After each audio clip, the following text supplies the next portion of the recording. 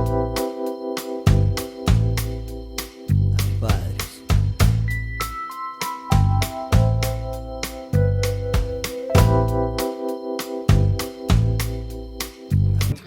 assalamualaikum warahmatullahi wabarakatuh. Waalaikumsalam. Kembali lagi, bukan kembali sih. Ini baru kali kedua dan untuk set venue yang seperti ini baru sekali nih. Yaitu di podcast Warmindo Burjo YN. Kalau yang terkenal kan PWK nih. Ini PWB. Podcast Warmindo Burjo YN. Dan hari ini kita kebetulan malam ini kita kedatangan tamu spesial pakai tisu ya. Itu Bang Reres, luar biasa. Terima kasih Bang Reres sudah bisa Sama-sama. menyempatkan waktunya di sela-sela kesibukan dan hujan hari ini. Biasa dipanggil Bang Reres, bisa juga Reza, biasa juga dipanggil Noleh deh. Ya, Bang Reres sudah sempatkan singgah di kedai Warmindo kita di bilangan Jalan Ngodang RT 6 RW 3. Lengkap ya. Dan asik sekali di sini. Kita barusan kurang lebih 2 bulan nih Bang buka yang namanya Warmindo Burjo YN. Banyak juga yang tanya. Nah ini ada sarba nih, salah satu menu spesial kita. Silakan Bang Reres. Terima kasih. Banyak juga yang nanya Warmindo Burjo YN, YN-nya itu apa? Nah malam ini kita tampilkan nih saksi hidup tentang apa itu YN. YN itu kan sebuah akronim yuk ngopi gitu. Nah 7 tahun terakhir kita mungkin pernah dengar yang namanya pergerakan pemuda hijrah, kemudian juga ada komunitas Yuk Ngopi. Nah malam ini kita akan hadirkan langsung spesial, yaitu salah satu founder dari yang kita tadi terakan, yaitu Bang Reres. Bener Mbak Bang, gimana yang saya sempat statement tadi di awal? Ya, alhamdulillah. Assalamualaikum warahmatullahi wabarakatuh. Waalaikumsalam. Senang bisa hadir di podcastnya Bang Mansur ya. Podcast pakai lap. Kemarin udah nonton deh sama Bang Elman ya. Bang Elman. Udah podcast tentang Palestina, luar biasa. Dan juga Bang Mansur ini kan saya lihat aktif di sosmed ya. Betul. Bikin konten cek. Bagus tuh kalau kita ibaratnya dilanjutkan dengan podcast. Nah, jadi alhamdulillah malam ini bisa nyempatkan untuk bisa hadir di sini terkait tadi apa yang sudah disampaikan di prolog tentang Yuk Ngopi. Itu itu benar adanya satu apa ya, satu rasa atau dikatakan ada aksi, ada reaksi kan, satu reaksi. Oke. Dimana kondisi kita anak-anak yang hijrah yang tadinya juga dulu bagaimana tahu gemerlap dunia anak-anak muda. Nah, jadi pengen membawa teman-teman pemuda ini supaya gitu ya sejarahnya. Supaya mereka itu kembali on the track. Berarti YN ini akronim, Yuk Ngopi ini akronim lagi. Yuk Ngopi ini artinya apa lagi? Yuk Ngopi dan YN itu sama. Tapi YN artinya Yuk Ngopi. Yuk Ngopi artinya apa? Yuk Ngopi, yuk ngobrolin pemikiran Islam. Nah, sambil ngopi tentunya ya. Gitu. Jadi kopinya memang benar-benar ada kopi. Dan Bang Reres salah satu pendiri atau penggagas doang nih? Ya alhamdulillah bersama beberapa sahabat kita mendirikan Yuk Ngopi. Waktu 2018 ya, waktu itu kita mendirikan Yuk Ngopi. Ya berangkat dari kegelisahan melihat kondisi remaja yang suka nongkrong, tapi entah nongkrongnya apa yang dibicarakan, apa yang dilakukan, daripada ngalor ngidul nggak jelas kan? Tidak berkesan. Kita bikin tongkrongan. Waktu itu kita coba untuk membuat tongkrongan yang bermanfaat. Sambil ngopi juga tentunya ada snack gratis dari kita. Plus ada obrolan-obrolan yang berbobot. Berarti Yuk Ngopi ini udah lumayan berubah. Dan apakah itu berjalan seiringnya waktu, Yuk Ngopi ini seperti bola salju juga dalam sisi kuantitas jumlah? Ya, dikatakan berumur ya seperti Bang Mansur ya. Jangan berumur ya. Saya berumur. Dan alhamdulillah selama dari 2018 sampai sekarang fluktuatif ya. Kadang naik, kadang turun, kadang mati suri gitu kan. Seperti kemarin kan teman-teman alhamdulillah sudah bangkit lagi dari mati surinya, bikin Yuk Ngopi Reborn. Nah, itu ini udah tagline-nya Yuk Ngopi Reborn udah. Karena kemarin baru bangkit lagi dari istirahat panjang. Teman-teman bikin tagline Yuk Ngopi Reborn. Tapi insya Allah dari segi konten itu kurang lebih saja daripada sebelumnya. Tapi intinya adalah bagaimana membuat tongkrongan anak-anak muda itu menjadi bermanfaat. Oke. Ada obrolan-obrolan di situ, obrolan Manis-manisnya banyak nih, Bang Reres. Pahit-pahitnya di Yung Ngopi ini sendiri seperti apa?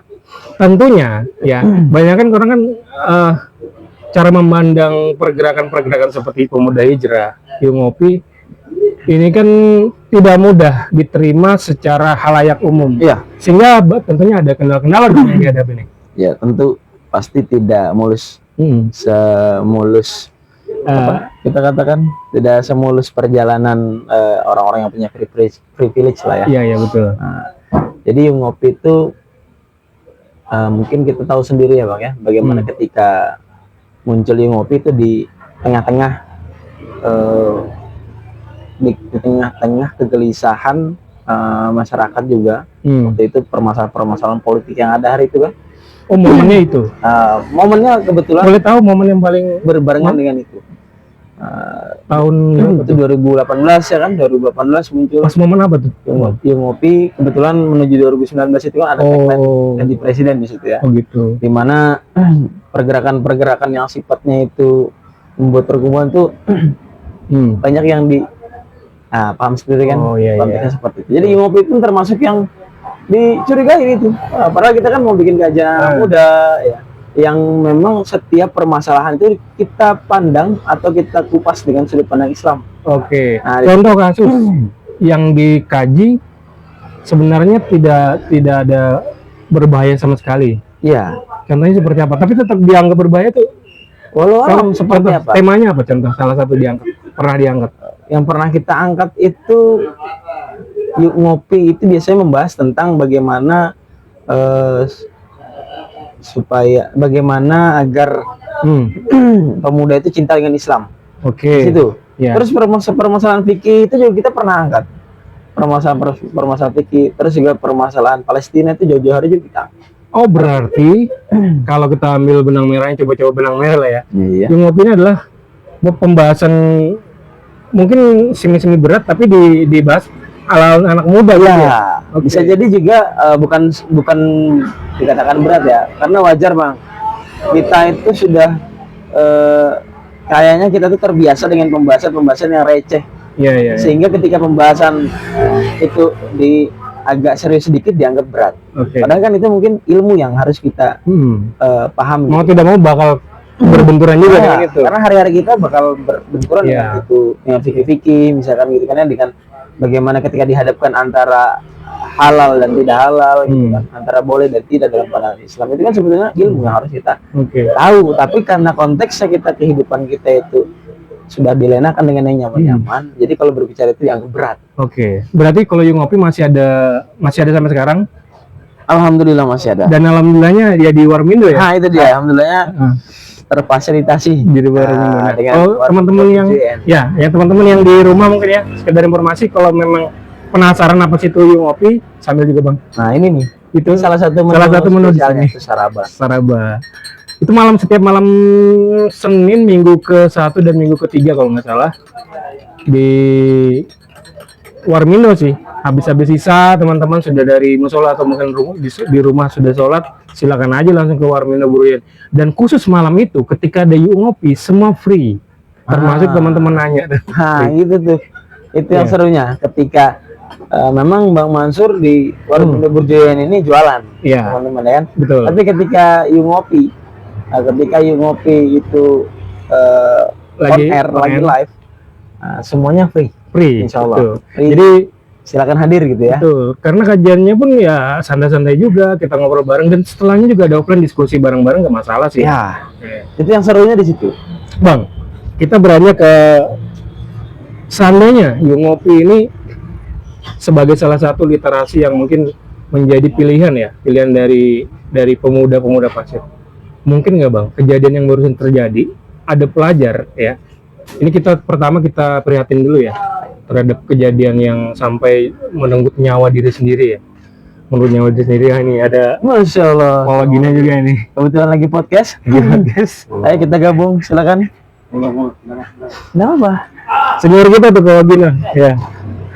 Nah, kita sambung saja ya. Oke. Nanti kita sapa-sapa juga Pak Wagino sambil seandainya si Mr. X ini, kita anggap Mr. X aja ya, yang sekali lagi kita turut prihatin untuk keluarganya yang sudah, kasusnya ini abang mungkin tahu ya, Bang Reres tahu dia bunuh diri karena ada permasalahan cinta ya, kita tidak perlu sebut daerahnya di mana, mungkin teman-teman juga sudah tahu. Apakah mungkin Bang ini menjadi sebuah keresahan juga dari hadirnya Yung Opi? Ya, nah itu dia, Pak. Kita juga turut prihatin ya, Iya. terhadap setiap kondisi-kondisi yang menimpa, termasuk yang kemarin Iya. terjadi di ya, Betul. tepatnya di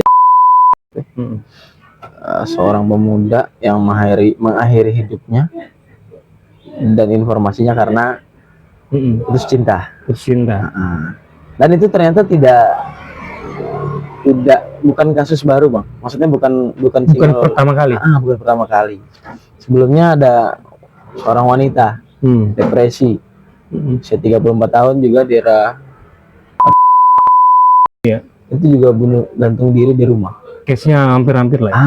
Terus ada juga laki-laki. Oh, maaf, yang itu wanita itu 21 tahun. Ada juga laki-laki 34 tahun. Setelah itu gantung diri di pohon sawit. Untung sawitnya udah berumur ya. Nah, iya, Jadi bareng. jadi gantung diri di pohon sawit. 34 tahun. Dan itu rata-rata anak-anak muda deh. Iya, betul. Mungkin juga pernah dulu yang ceritanya di Stadion Baru. Yang akhirnya itu menjadi isu sampai sekarang, orang nggak bakal berani kalau sendirian. Itu dia. Rata-rata anak muda ya. Saya juga banyak cari informasi-informasi di media sosial. Itu rata-rata anak-anak muda yang mengakhiri hidupnya lebih cepat. Karena kasus apa ya, mental illness atau rapuhnya mental atau daya tahan mereka terhadap untuk menghadapi permasalahan hidup. Itu sangat-sangat kita sangat-sangat kita concern harusnya terhadap kondisi seperti itu. Kenapa? Karena anak muda ini itu adalah bonus bagi negeri kita, negeri manapun.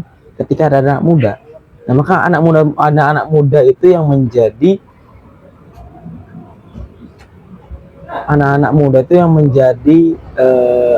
tolak ukur seperti apa bangsa itu ke depan. Cara menghitung apapun. Seperti apa dia jadi faktor pembagi ya. Mau dia menjadi bangsa yang maju atau bangsa yang terbelakang. Lihat anak mudanya itu. Nah itu. Karena ada juga pepatah Arab mengatakan bahwa pemuda hari ini adalah pemimpin masa depan. Kalau anak mudanya hancur, bagaimana masa depan? Nanti kita punya pemimpin yang suka baca komik misalnya gitu kan, atau pemimpin yang doyan main game, yang tidak produktif lah ya. Tidak produktif, bayangkan. Atau pemimpin yang belum cukup umur misalnya gitu kan ya, tapi dipaksakan. Nah itu kan hal-hal yang tidak dewasa. Jadi seorang pemimpin. Berarti kalau kita coba untuk mengeja apa isi hati saudara kita yang barusan mengakhiri hidupnya itu, kira-kira seperti apa sih? Kalau kita coba mengeja, bagaimana kondisi kebatinannya? Kemudian apa alasan dia akhirnya memilih gitu? Saya mendapati pendapat daripada seorang psikolog ya, saya lupa namanya, mengatakan bahwa sebenarnya orang yang mau bunuh diri itu pada kenyataannya dia tidak benar-benar ingin mati sebetulnya. Tapi dia hanya ingin keluar dari permasalahannya yang dia sekarang ada masalah. Dia ingin keluar dari zona itu supaya itu bisa selesai dalam waktu instan. Berarti itu momennya detik per detik ya dia ngambil keputusan ya. Seandainya dia tidak bertemu dengan berubah ya.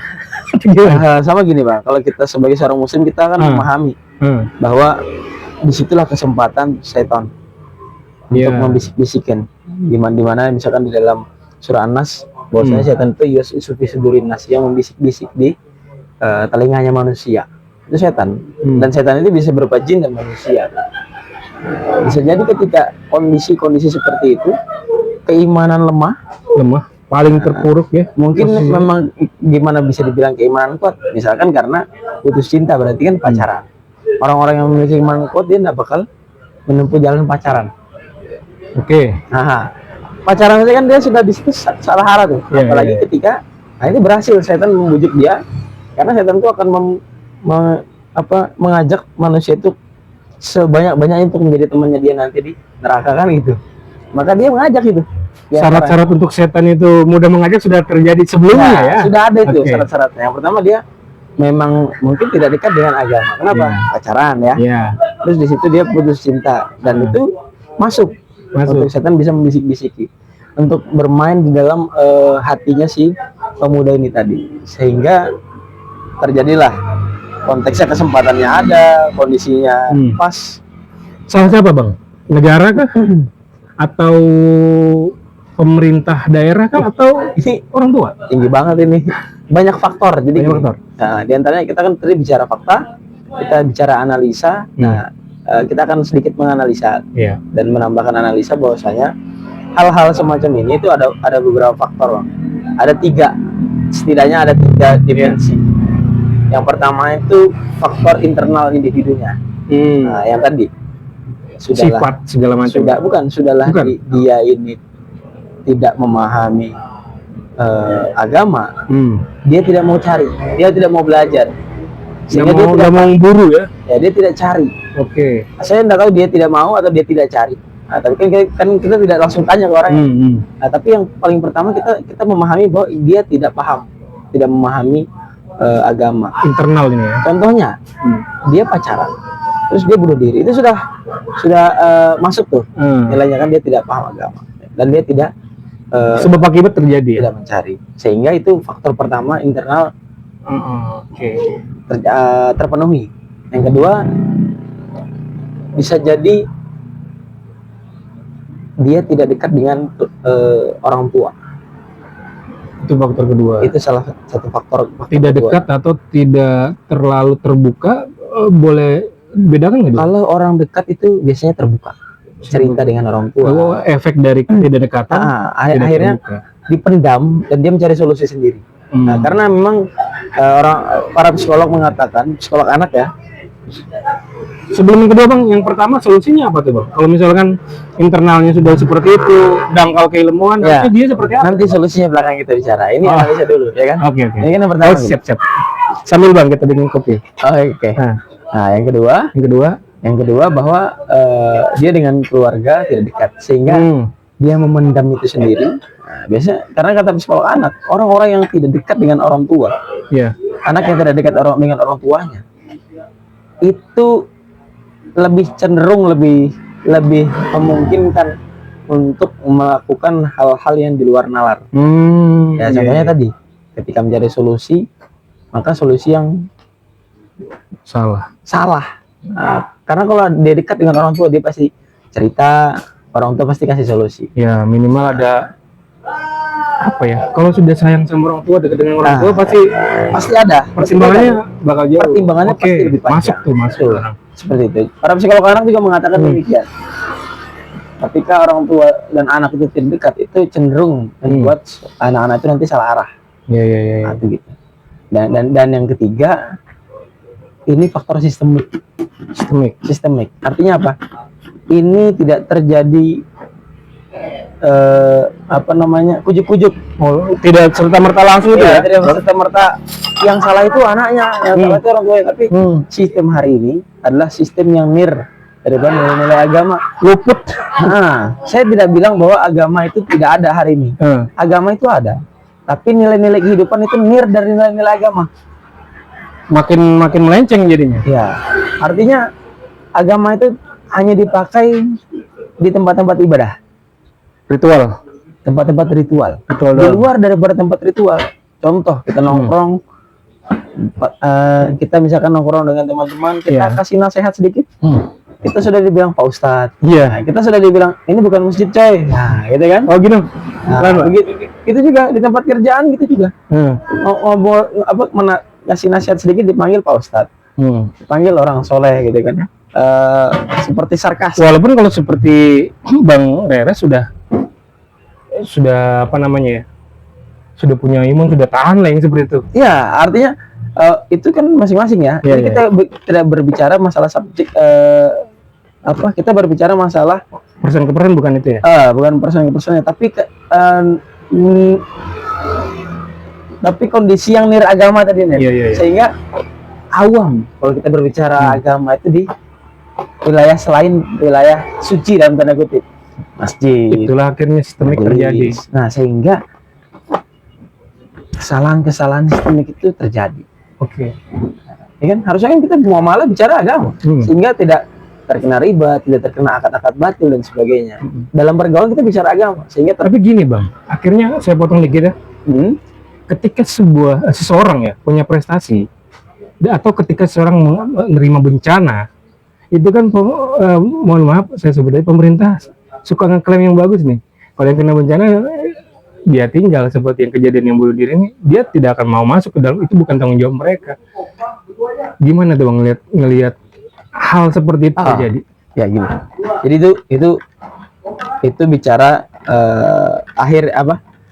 Itu kan kalau yang Bang Mansur inginkan jawabannya itu sudah itu instan. Nah, kita enggak bahas instannya dulu. Oke. Nah, sehingga tadi saya bilang ketika dari sistem ini dari nilai agama, sehingga terjadilah sekularisme, pemisahan agama dari kehidupan.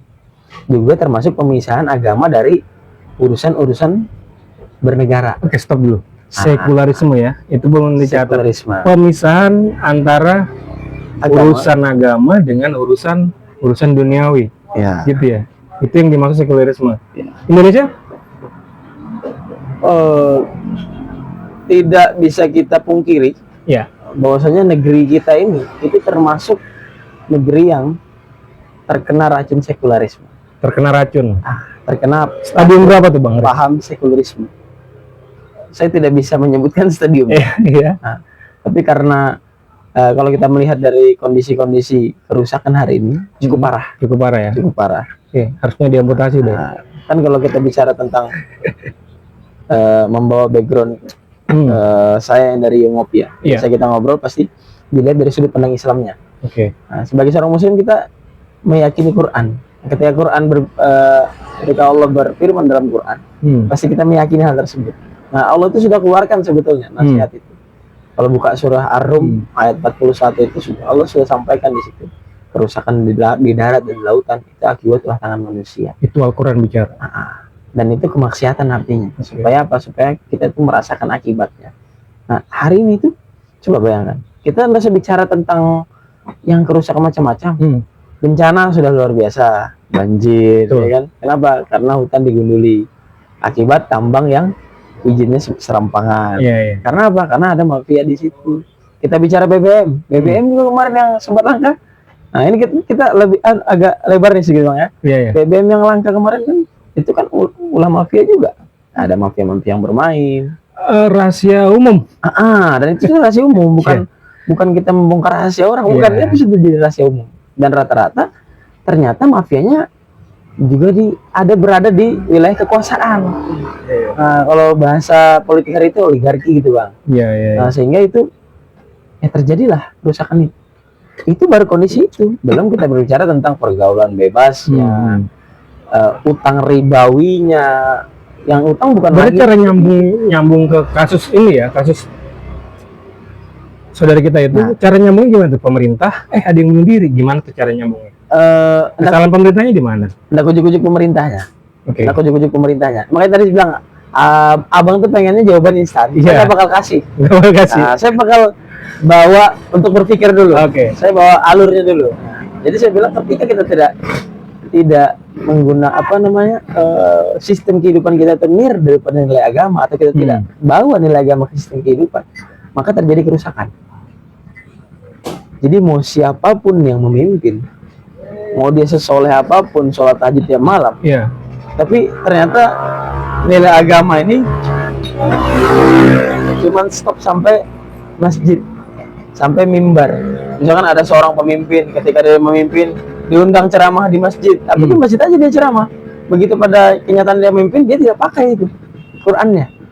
Ketika Allah Subhanahu wa taala berfirman, "Fahkum bainahum bima anzalallah," maka putuskanlah perkara di antara kalian dengan apa yang Allah turunkan. Diputuskan enggak?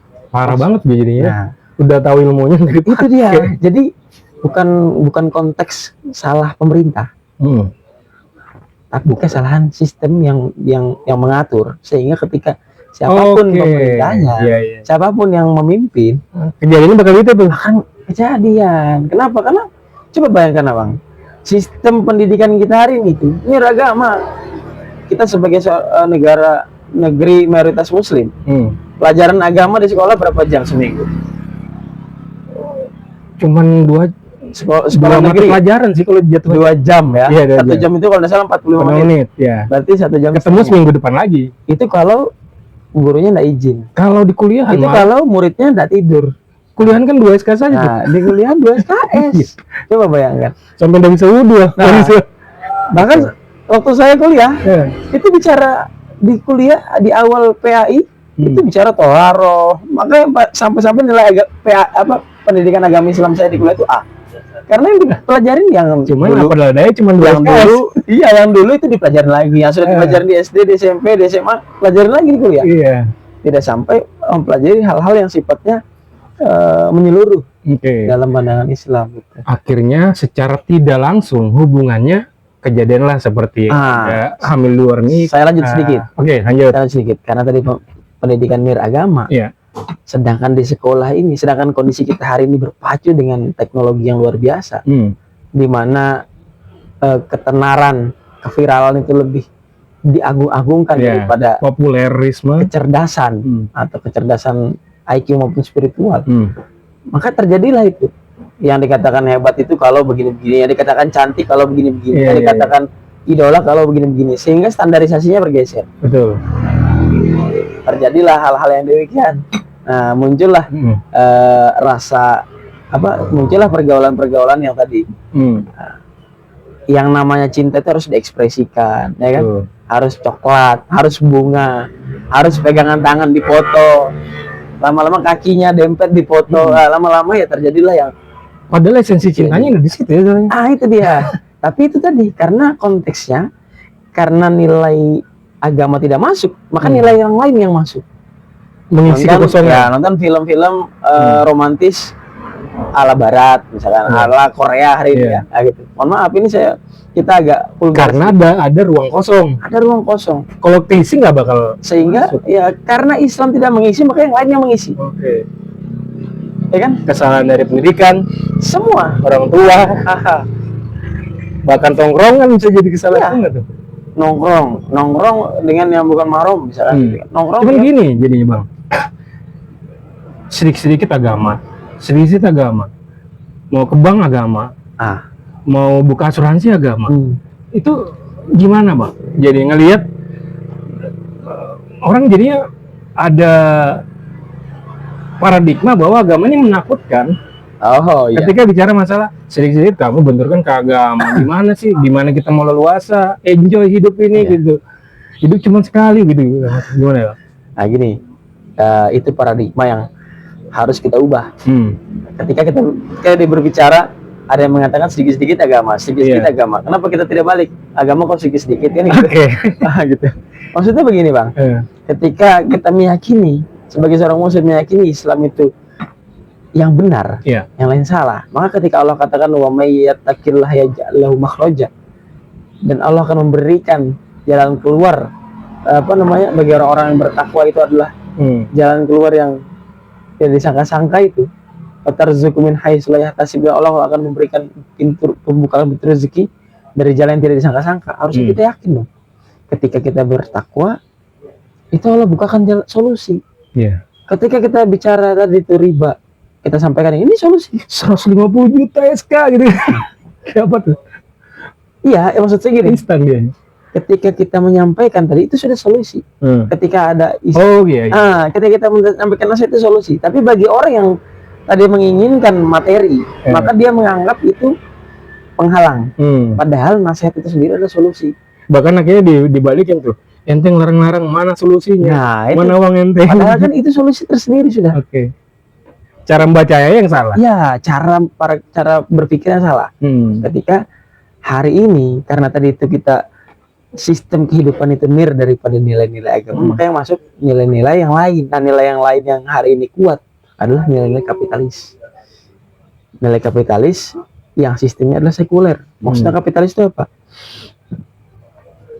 Yang di kepala itu isinya adalah dunia, materi, manfaat. Maka ketika bukan materi, bukan manfaat, maka dianggap bukan sesuatu yang berguna. Orientasinya uang. Orientasinya uang. Orientasinya itu Harusnya ada manfaat. yang tepat. Contoh, masih jauh-jauh kita bicara. Anak perempuan kuliah S1, S2, begitu sudah nikah hendak kerja. Iya. Jadi istri ibu rumah tangga. Iya. Kira-kira hari ini apa yang dikatakan oleh orang? Capek-capek kuliah, buang-buang uang. Ujung-ujungnya dapur. Ujung-ujungnya dapur. Nah, seolah-olah itu nggak bermanfaat. Padahal dia sebagai istri dan ibu untuk anak-anak. Itu dalam Islam apa dikatakan? Ummun warobatul bait, kata Nabi. Iya. Ibu itu madrasah, Ibu itu adalah pengurus rumah atau manajer rumah tangga, itu ibu. Dan seharusnya manusia ini kan makhluk yang dinamis ya, bukan kayak contoh gedung. Misalkan gedung itu kan Stagnan. statis. Iya. Untuk bangunan yang statis saja butuh 4 tahun kuliah menjadi sarjana teknik sipil untuk bisa membangun itu. Iya.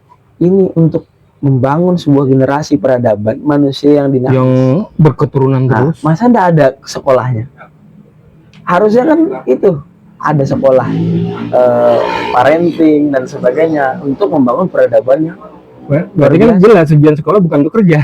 Itu Banyak dia. tujuan. Sebetulnya seperti kata Bang Rocky Gerung kan, sekolah itu bukan sekolah itu hanya apa mencetak tuh? jasa. Ya, bukan tempat berpikir gitu Iya. kan ya. Yang tempat berpikir sebenarnya adalah ketika kita sekolah, dengan sekolah itu kita mengejawantahkan hasilnya. Oke, kita kembali ke Kasus itu. kasus itu. Berarti memang kesalahan dari cara hidup juga ya, memilih untuk berpacaran. Oh iya. Kemudian banyak norma-norma agama Islam yang ditabrak, akhirnya ruang-ruang kosong itu diisi oleh hal-hal yang negatif, sampai akhirnya pilihannya sudah semakin mengecil sampai akhirnya memilih untuk Bunuh diri. mengakhiri hidup. Itu luar biasa ya. Alhamdulillah ya. Kedepannya gimana tuh Bang bagusnya? Minimal untuk kita dikotomikan ke Kabupaten Pasir lah, harusnya seperti apa? Ya. Jadi gini teman-teman, sebagai orang atau insan yang kita bertuhan gitu ya, wabil khusus kita seorang muslim. Ya. Ada sarapan apa? Ada berapa? Satu. Ntar ya, nanti dibungkus. Ya, lanjut. Gimana tuh Bang? Nah, sebagai kita Sarapan satu sah. sebagai kita seorang insan yang memiliki keyakinan bertuhan, nah, siapapun dia, yang pasti percaya bahwa bunuh diri itu sesuatu yang tidak baik. Nah, apalagi kita seorang muslim meyakini bahwa bunuh diri itu adalah dosa besar. Masih pelajar. Ya mau muda mau tua sama. Mungkin ada yang bilang, mungkin kalau tua nggak apa-apa, enggak, sama. Jadi kita harus meyakini bahwa bunuh diri itu dosa besar, Bang. Itu dulu yang pertama. Itu sudah dikunci dosa besar. Kalau untuk pembunuhan itu masih ada bergeser, pembunuhan yang disengaja, yang tidak disengaja, ada pengampunan. Dalam Islam nih ya. Ada diat ya, ada pengampunan. Nah, tapi kalau sudah berbicara bunuh diri, itu harga mati, dosa besar. Tidak bergeser sedikit pun. Bunuh diri. Bahkan ketika seseorang bunuh diri, mencoba untuk bunuh diri dan ternyata dia tidak mati. Contoh dia minum racun, ternyata dia masuk rumah sakit terselamatkan, tidak mati. Jadi konyol. Tapi dosa bunuh dirinya masih ada. Udah dapat deh. Dapat. Ketika dia tidak taubat, selesai. Ketika dia mati, nanti dia dikatakan di akhirat itu dia akan kekal selama-lamanya meminum racun, mati, meminum racun, mati, hidup mati, sampai kekal, itu dikatakan. Itu konsekuensi. Itu kalau dia tidak taubat ya. Nah, apalagi yang dia ketika dia bunuh diri dia mati. Nggak sempat ngapain. Terjun misalkan dari gedung ke jatuh, pecah. Iya. Di akhirat nanti neraka itu begitu terus. Naik, jatuh, naik, pecah. Nah, nusuk besi gitu juga gantung diri termasuk sama. Dia akan nanti di sana dapat hukuman dengan cara dia bunuh diri. Pokoknya sangat salah lah. Nah, pilihan. harusnya ketika kita sebagai seorang muslim, kita belajar menguatkan keimanan kita dan tahu dosa besar itu tadi. Ketika kita lakukan, ini bukan solusi. Ini bukan problem solver bunuh diri. Sebagian orang tak kepengennya ketika bunuh diri itu jadi solusi bagi Iya, habis itu kesempitan hidup. ketemu kehidupan baru. Mungkin dipikirnya gitu ya. Nah, padahal bukan seperti itu, Bang. Jadi itu paradigma yang harus ditanamkan sehingga itu menjadi benteng terakhir yang kuat. Itu iman Ketika memang. yang Ya. lain itu Harus ada iman di situ. itu yang paling pertama.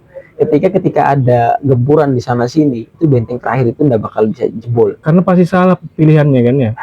Dipikirnya bakal lepas dari segala macam cobaan hidup dan ketemu pacar lagi segala macam, ketika bunuh diri nanti akan menjadi start.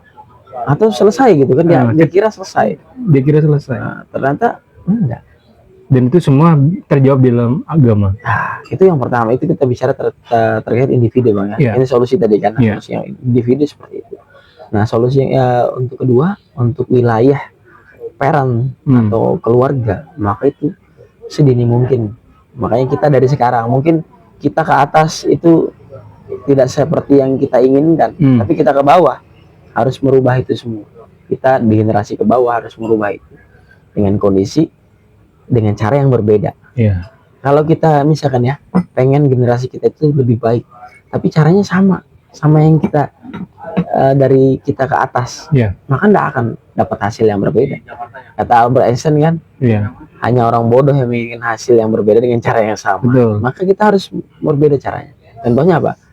Kita pilihkan sekolah-sekolah yang terbaik untuk anak kita. Bukan terbaik dalam segi duniawi saja, tapi bagaimana hari ini banyak berjamur berhamburan di mana-mana sekolah-sekolah yang bernuansa Islami. Iya. Nah, itu kan ya. Hanya bagaimana cara kita memilihnya supaya dia tepat di situ. Porsi agama harus besar. Itu yang paling penting. Terus kita di rumah, orang tua juga harus ngaji. Orang tua juga harus ngaji, harus paham, harus belajar. Sehingga apa? Sehingga tidak anaknya. Berarti salah juga dong. Beban tentang pendidikan agama kita bebankan ke guru, salah juga ya. Bukan gini. Pendidikan itu adalah kerjasama antara sekolah, murid dan orang tua. Segitiga. Bukan segitiga bermuda tapi ya, seperti itu. Jadi dia berpartner. Ada guru di sekolah, guru di rumah, dan ada siswa. Dan harus satu frekuensi. Nah, itu dia. Nah, sehingga tadi dan yang paling penting adalah dalam parenting itu kedekatan orang tua dan anak. Ada namanya komunikasi yang dibangun gitu kan ya. Berbeda dengan zaman dulu. Kalau zaman dulu pakai rotan selesai. Yeah. Kalau zaman sekarang kayaknya berbeda. Udah beda. Apalagi gadget, no. Gadget ini kita betul-betul harus serba instan. Kita harus betul-betul memahami kondisinya dia. Betul. Dan masuk ke dalam dunianya dia untuk bisa merubah. Dia gadget ini nggak bakal tahu yang namanya kopi tumbuk. Ya kan, ada prosesnya baru bisa ngopi. Sekarang kan cuma sasetan aja. Mungkin di situ membuat mental. Ya, kalau mereka mau ngopi kan kopi susu. Iya. Kopi susu udah di 3-in-1. Kalau abang kan generasi baby boomers. Iya. Kalau saya milenial ya. Iya. Nah, masih paham tentang kopi americano. Iya. Atau kopi tubruk. Kalau mereka kan kopi susu. Kopi susu almond, hazelnut, kayak gitu-gitu. Beda. Dan cara pendekatannya ke mereka juga beda. Nah, Ngopi ini salah satu yang kita coba ramu untuk itu. Berarti Ngopi ini salah satu produk dari teman-teman pemuda hijrah ya? Iya. Produk. Salah satu produk dari teman-teman pemuda hijrah untuk masuk di anak-anak muda, supaya kita bisa menjadi pelita lah minimal di tengah-tengah kegelapan. Gelap walaupun gemerlap, tapi gelap. Kenapa? Karena diisi dengan sesuatu yang bukan cahaya. Nah, ini kita coba pelan-pelan. Kita coba pelan-pelan. 10.000. Makasih Mbak. Iya. Ya. Nah, kita coba pelan-pelan masuk sama mereka. Gitu. Nah, termasuk kondisi-kondisi teman-teman pemuda ya yang galau dan gimana. Udahlah, nggak usah cari usah cari solusi lain, datang aja ke Yung Ngopi. Karena gini ya, Gitu. udah parah banget dia. Ya, udah tinggal datang bang ke Yung Ngopi, dapat teman-teman baru, Iya. bisa ngobrol, menyampaikan permasalahannya. Insya Allah kita sama-sama punya permasalahan yang pernah sama mungkin Iya, kan, iya, di antara teman-teman. Karena teman-teman di Yung Ngopi warnanya banyak. Oke. Nah gitu. Oke, Bang Reres, ini sudah ada dari terakhir kita bareng-bareng. Mungkin nanti ya bakal ada lagi kasus lain, Bang Des hadir. Iya. Dan teman-teman di rumah juga jangan lupa kalau mau burjo, bubur kacang hijau, kemudian ada saraba dari asli dari Makassar, silakan langsung datang aja ke Warmindo Burjoyen, Jalan Modang dekat lampu merah. Di sini ada bangunan banyak, di depan rumah kejaksaan juga. Kita layanin dari dasar sampai sepulangnya malam itu, teman-teman ya. Nah, terakhir dari Bang Reres, mungkin untuk Yung Ngopi ini sendiri kedepannya seperti apa Bang? Pengennya dari Bang Reres? Oke. Jadi gini, alhamdulillah Yung Ngopi sudah lahir lagi, sudah bangun lagi. Yung Ngopi 190-an ya. 190-an. Berarti di 190 minggu. 100 itu pun ada lompat-lompat pekan ya. Okay. Walaupun ada sempat off di tahun Covid itu sempat off, habis itu muncul lagi waktu di Wisbel. Kan?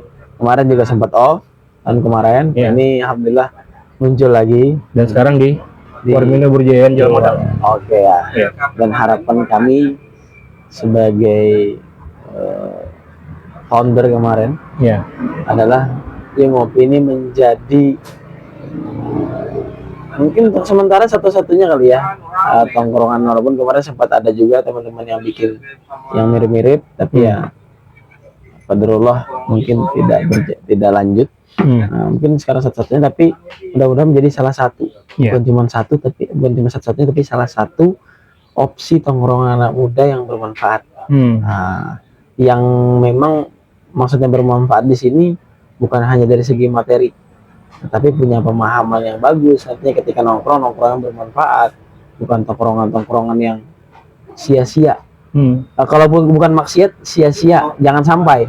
Nah, minimal ketika pulang dari tongkrongan ada yang dibawa, ada pemahaman yang dibawa, ada informasi yang dibawa yang bermanfaat, sehingga bisa membuat dia itu nanti menjadi orang-orang yang lebih baik.